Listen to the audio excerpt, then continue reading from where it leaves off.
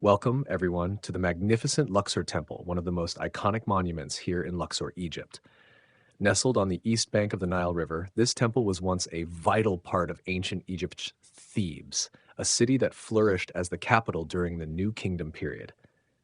Luxor Temple is a breathtaking sight, not just for its grandeur, but for its rich historical significance and architectural beauty.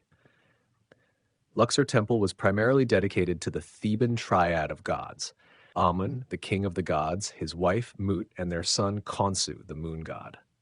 Construction began around 1400 BCE under the reign of Pharaoh Amenhotep III, and it was later added to by other notable pharaohs, including Tutankhamun, Ramses II, and even Alexander the Great.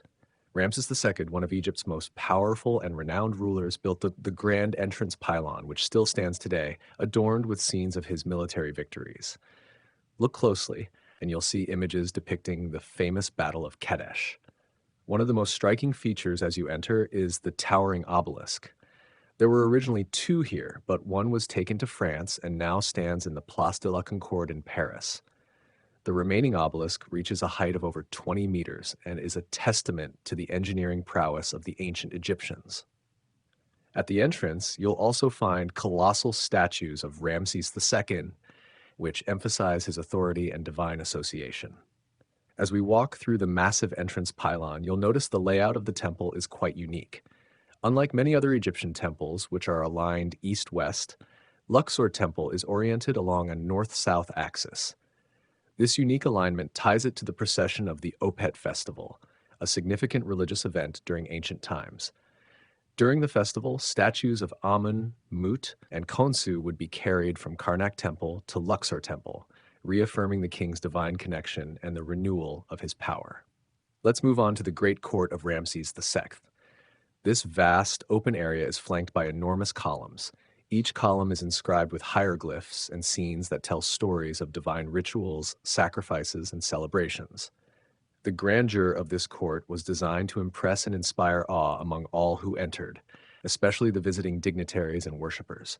Imagine this space filled with priests, dancers, musicians, and processions, celebrating the gods and the power of the pharaoh. Moving deeper into the temple, you'll arrive at the colonnade built by Amenhotep III.